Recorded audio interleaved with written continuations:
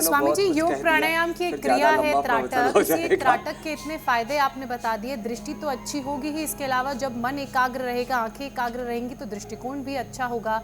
अपनी जो आंखें हैं और मन की जो आंखें हैं, दोनों की सेहत अच्छी रहेगी। लेकिन स्वामी जी, इससे पहले हुसैन ड्राई आई की बात कर रहे थे, तो उसी से जुड़ा एक सवाल मेरे मन में आया कि ये जो ड्राई आई की परेशानी है, इससे दुनिया के 36 करोड़ से ज़्यादा लोग जूझ रहे हैं, और ख़ासकर इस मौसम में ये परेशानी और बढ़ जाती है। हवा बहुत चल रही है, ठंडी हवा है जो सीधे आँखों में जाती है और आँखों को और ड्राई कर देती है। स्वामी जी, ड्राई आई से अब कैसे निजात मिले? क्या आयुर्वेद में इसके लिए कोई उपाय है योगाभ्यास के साथ साथ? ड्राई आई के सबसे अच्छा तो है अक्षय तर्पण करें, घी घालेगा। वह कहते हैं मेरे तो इसने घीसा घाल दिया, सुबह ये महात्रिफला घृत पिया भी करें, इसको आंख में डाल लिया करें अक्षय तर्पण के लिए। हम तो घेरा सा बना करके आंखों का, और फिर उसके अंदर जो है घी डालते हैं। अक्षय तर्पण करने वालों को तो कतई आंखों की कोई समस्या नहीं आती। कल भी एक बहुत बड़े विद्वान मेरे पास आए, बोले स्वामी जी आप जब से अक्षय तर्पण किया, उन्होंने बहुत पढ़ाई भी की है, बहुत ग्रंथ भी लिखे हैं, बोले तब से अच्छा हो गया। तो आंख में ऐसे ही सीधा सीधा ये ड्रॉप भी डाल देते हैं घी का, ये भी आंख के लिए अच्छा होता है। कोई भी, चाहे गाय का घी हो चाहे बादाम रोगन हो, आंख में घी घालने से ड्राई आईज की प्रॉब्लम खत्म हो जाती है। अक्षय तर्पण इसकी परम औषधि है।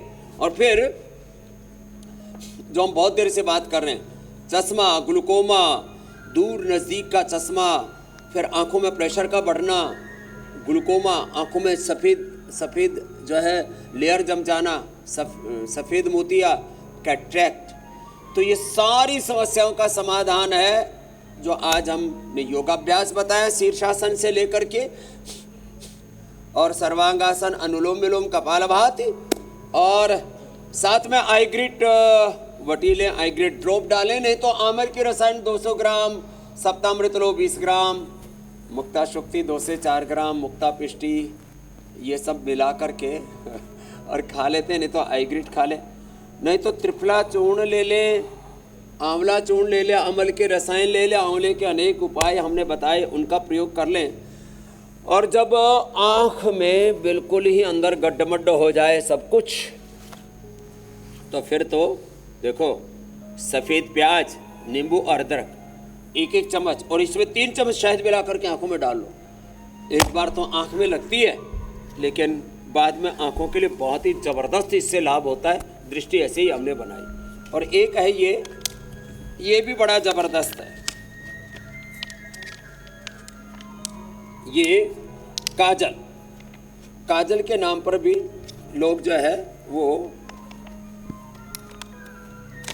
बहुत ही गंदी गंदी चीज़ें आंखों में लगाते हैं, केमिकल लगाते हैं, दूसरी चीज़ें लगाते हैं।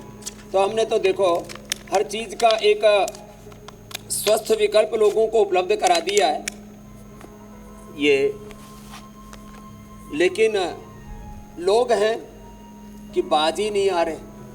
अब हम तो स्वामी जी, सुरमे और काजल में क्या फ़र्क होता है, और सुरमा क्या आंखों के लिए फ़ायदेमंद होता है?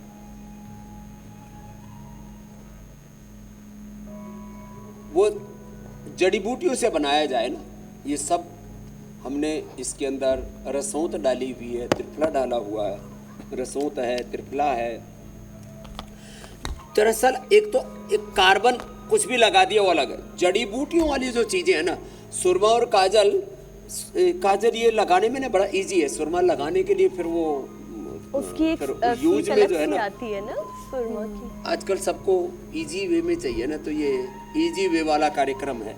स्वामी जी, और काजल मुझे नहीं पता सुरमा बनाने का तरीका कैसा है, पर काजल बनाने का तो तरीका इतना कॉम्प्लिकेटेड भी नहीं है। घी में, रुई में जो आप बादाम कूट कर डालते हैं, उसकी बाती बनाते हैं, फिर बस खाली उसको जला के ऊपर एक कटोरी आप ढक दे, उसमें जो कार्बन इकट्ठा होता है उस देसी घी का और बादाम का, बड़ा अच्छा उससे काजल तैयार हो जाता है। कोई बहुत कॉम्प्लिकेटेड तरीका भी नहीं। अब सुरमे का नहीं पता हुसैन कि सुरमा कैसे तैयार होता है, लेकिन ये दोनों चीज़ें अगर नेचुरल हैं, और फार्मूला इसमें भी लिखा हुआ है जो हमने काजल बनाई है ना जी, इसकी पूरी रेसिपी लिखी हुई। आपने ठीक बताया मेरी बहन मीनाक्षी जी।